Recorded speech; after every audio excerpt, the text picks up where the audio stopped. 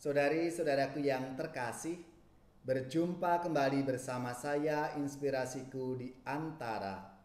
Renungan harian Kamis 5 Agustus, hari biasa pekan ke-18. Semoga kita bersama keluarga, komunitas kita selalu dalam keadaan baik, sehat, dan bersemangat. Marilah kita mengawali renungan kita dengan tanda kemenangan Kristus.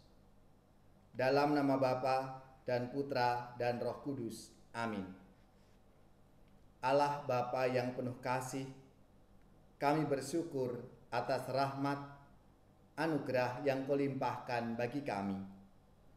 Curahkanlah Roh Kudus-Mu atas kami, agar kami senantiasa siap untuk selalu mengikuti Engkau dan mengakui Engkau sebagai Mesias yang menyelamatkan kami. Ini semua kami sampaikan dengan perantaraan Kristus, Tuhan dan pengantara kami. Amin. Dalam nama Bapa dan Putra dan Roh Kudus. Amin.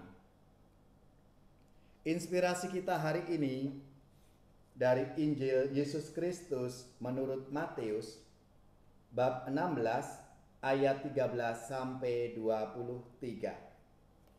Marilah kita bersama-sama membaca dan merenungkannya. Sekali peristiwa, Yesus tiba di daerah Kaisaria Filipi. Ia bertanya kepada murid-muridnya, "Kata orang, siapakah Anak Manusia itu?" Jawab mereka, "Ada yang mengatakan Yohanes Pembaptis, ada juga yang mengatakan Elia, dan ada pula yang mengatakan Yeremia atau salah seorang dari para nabi." Lalu Yesus bertanya kepada mereka, "Tetapi apa katamu? Siapakah aku ini?"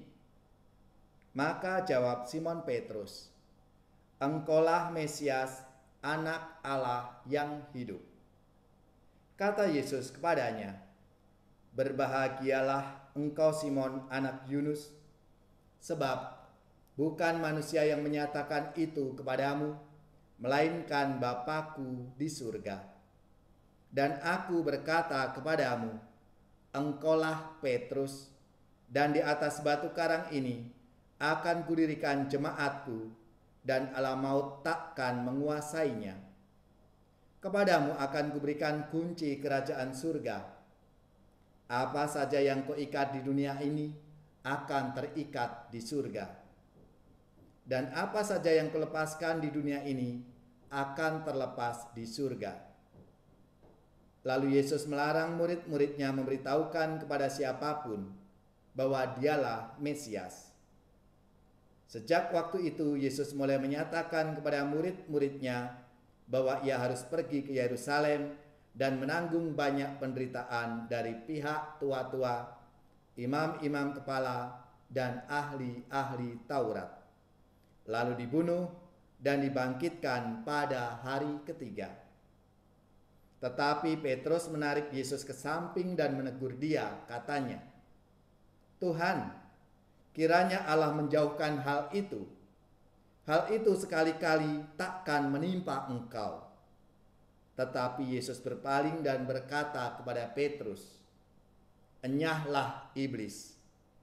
Engkau suatu batu sandungan bagiku, sebab engkau memikirkan bukan yang dipikirkan Allah, melainkan apa yang dipikirkan manusia." Demikianlah sabda Tuhan. Terpujilah Kristus.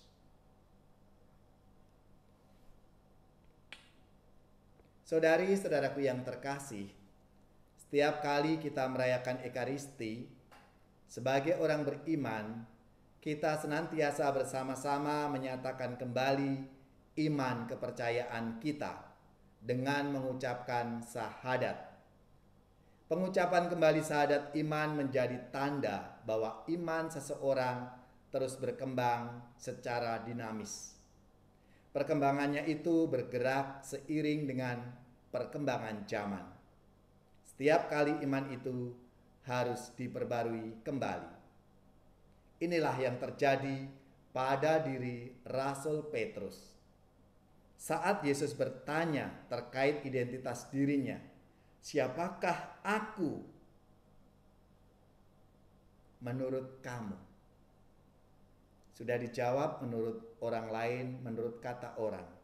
Tetapi apa katamu, siapakah aku ini? Rasul Petrus memberikan jawaban yang tepat. Engkau adalah Mesias, Anak Allah yang hidup. Tetapi Yesus masih harus mengingatkan kepada Rasul Petrus bahwa ia harus memikirkan apa yang dipikirkan oleh Allah. Karena Petrus masih memikirkan apa yang dipikirkan oleh manusia itu. Saudari-saudaraku yang terkasih, sabda Tuhan hari ini mengajak kita semua sebagai orang beriman untuk terus-menerus memperbarui iman kita akan Yesus Kristus. Selain dengan menghayati saat kita mengucapkan syahadat iman, setiap dari kita dituntut untuk terus berusaha semakin mengenali Yesus dan memahami apa yang disabdakannya.